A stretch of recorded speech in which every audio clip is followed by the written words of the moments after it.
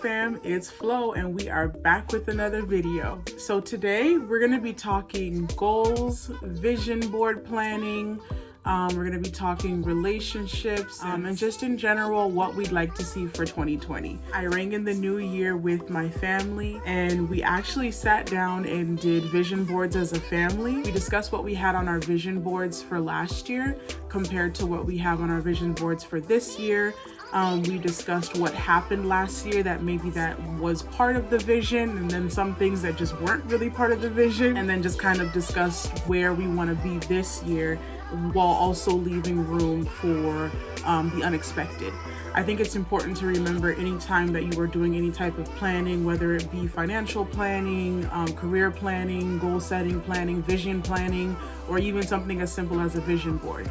Anytime you're undertaking that sort of task, you want to ensure that you are leaving room for the unexpected, because one thing we know about life is that things happen and things always change, right? So you can prepare as much as you want to prepare, you can do whatever it is that you think you're supposed to do, but things don't always work out how you expect them to. Sometimes it works out for the better and sometimes it works out for the not so better. But we have to learn in life to take everything in stride and know that God is in control at the end of the day. And so anything that is supposed to happen will happen exactly how it is supposed to happen at the exact time that it is supposed to happen. I've experienced a lot of that this past year, and then coming into this new year, I expect to experience a little bit of the same. I'm hoping to do better in certain areas, and we'll go ahead and discuss those areas now. So I'll start by showing you guys my last year's vision board. So this is what my vision board from last year looks like. So we've got on here finding love. I had a married couple and some kids. That didn't happen. We also talked about traveling and good vibes. That definitely happened. I did a lot of vacationing and traveling last year and the year before that. Last year, well, the end of last year going into this year, I really did a lot of self-travel, like just solo travel. And it gave me a lot of time for self-reflection, and it gave me a lot of time to just sit with myself.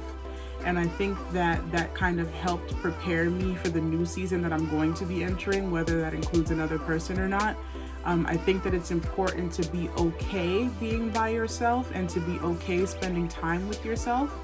And I definitely learned how to do that all year.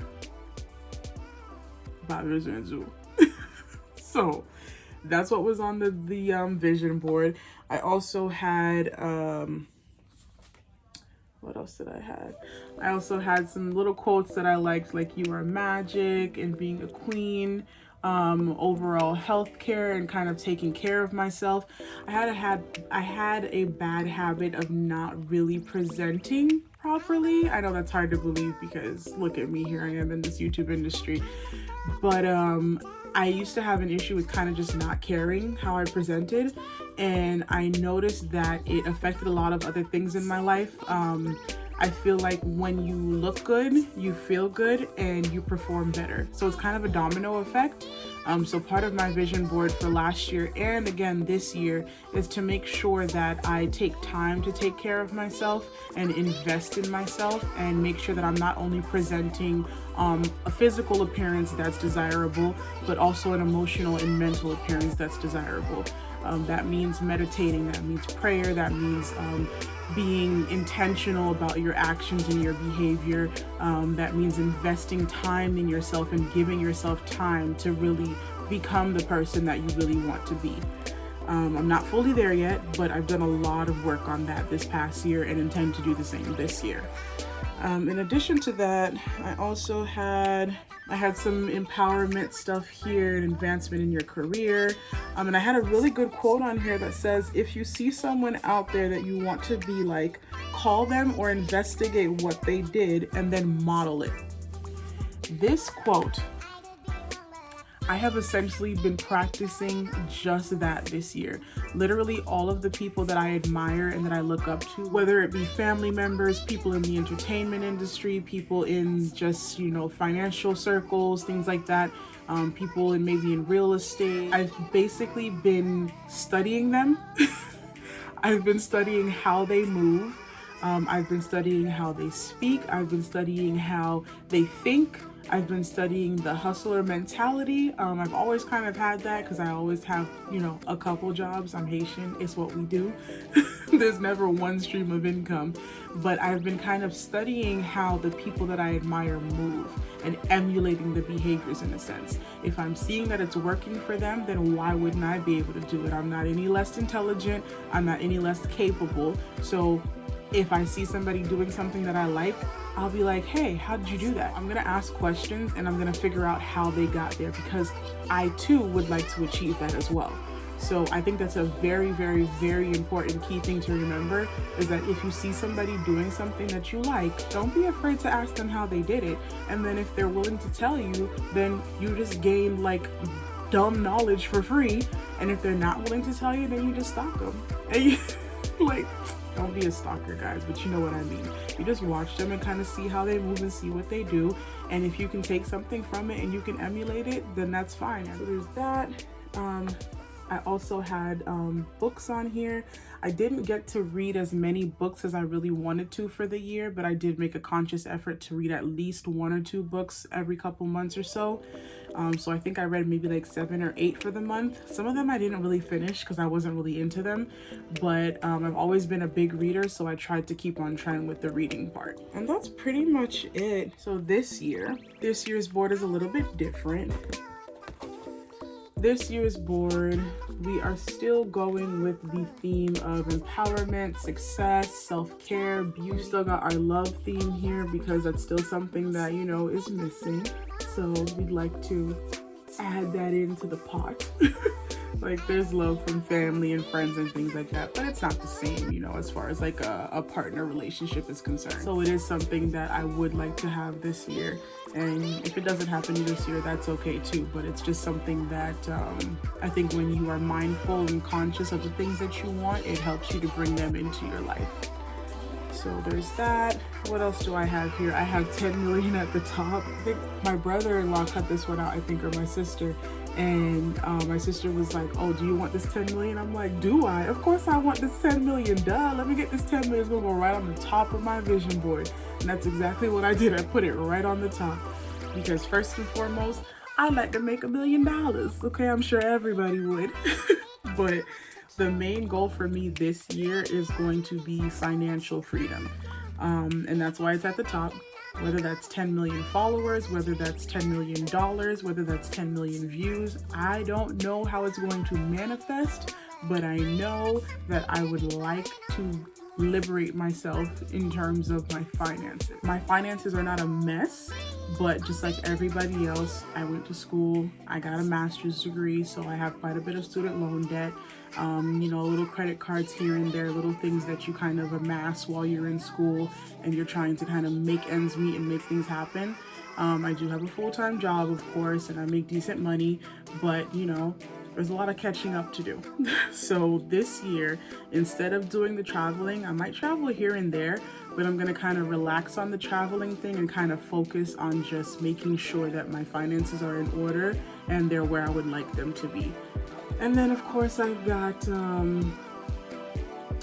Real Talk. So we're doing Real Talk right now, Flow Talks. If you notice on my Instagram, I have like a whole highlight reel of Flow Talks. It's funny because this whole thing started with that type of thing. I used to be on Snapchat and I would do like flow rants or whatever. I would come on Snapchat and be like, good morning, snappers and snapettes. Anybody who remembers my Snapchat, y'all feel nostalgic yet? But anyways, so I used to go on there and I was dating a lot. Like this was like 2018, 2017-ish. And I was dating a whole bunch and I would go on there and like tell my horror stories of my dates. And boy, oh boy, I had some stories like, but then I stopped dating this year. So since then, I really haven't been dating or anything like that. So I really haven't had any Snapchat stories to tell. But I do have a lot of other things to offer. So here we are offering other things, right? But eventually when I get back into the dating scene, I probably maybe won't be so open about it, just because you don't want to make somebody feel, you know, like you're going to talk about them if they date you, you know? But most of the time I would tell stories without names, you know? So I don't want to like single anybody out. But so there's that. So that's kind of how this got started. My friends were like, you're so funny, like you have so much to say, you should start a channel or something, or like you should create a page or something, like something to get it out there. That was the inception of YouTube, so to speak. So here we are. So on here I also have Haitian pride, just because I've really been pushing the Haitian identity thing right now, because I think it's something that our culture needs. We need more people that are not afraid to be Haitian and are not afraid to represent Haiti in a positive way. And so I go hard. I go hard for my country. Like I say, like I go hard, okay? So anybody who knows me knows that. I've got this on that, because I got this, you know this. Got who runs the world, girls, because you already know we run the world, baby. With that, I also have, you know, a little bit of fitness goals here, because you know that I am in the fitness arena. I love working out. It's something that I actually enjoy doing. A lot of people don't like working out, or some people, maybe not a lot, but some people don't like working out. I adore working out. If I go more than a couple days without working out, I feel weird. So that's definitely on the vision board. Will never not be on the vision board. In addition to that, I've got becoming icons. So this one for me is maybe a little arrogant. Like, I want to be an icon. Like, is that a little bit ambitious? Like, it might be a little arrogant, maybe a little ambitious. I don't know, call it what you want to call it, but I want to be an icon. Icon means different things to different people. I want to be somebody that is respected, somebody that is revered and admired. That's my idea of an icon. That's what I want to be. And then I also have some books down here. I have Alice Walker, one of my favorite authors, and then The Hate You Give. I watched the movie for The Hate You Give, but I have not read the book yet, and so that's on my list of books to read. If you noticed on the bottom here, I've also got homes. So this is also a huge goal for me. It goes hand in hand with the finances thing. My objective long term is to be able to purchase a home, preferably like a townhome or something. I don't really want to do a condo, because anybody who lives in Florida knows that condo association fees are atrocious. So I would like to do a townhouse or something, or maybe a freestanding home. I'm not sure yet, but that's one of my main goals this year. So that has to be on the vision board. I don't know if it will happen in 2020, but that's what we're striving for. We're striving for residual income. We're striving for stability. We're striving for financial freedom. We're striving for just stability in general. So that's pretty much it for the vision board. I'll let you guys see it one more time.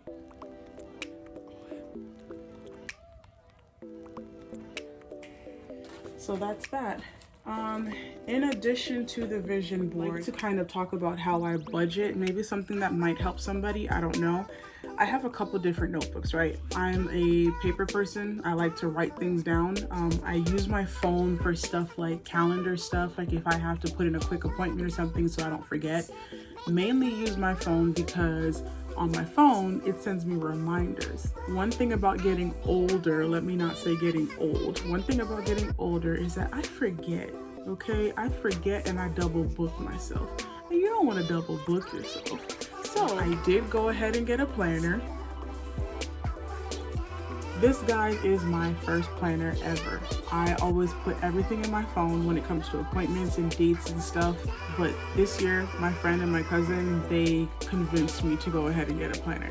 And I kind of like it. I might have to join the planner lifestyle. I don't know if I'm going to get the stickers and all that extra stuff, because I'm super simple when it comes to stuff like that. But I did go ahead and get a planner, and I started using it. I got this planner from Target, and this is the Day Designer Planner. And it looks like this.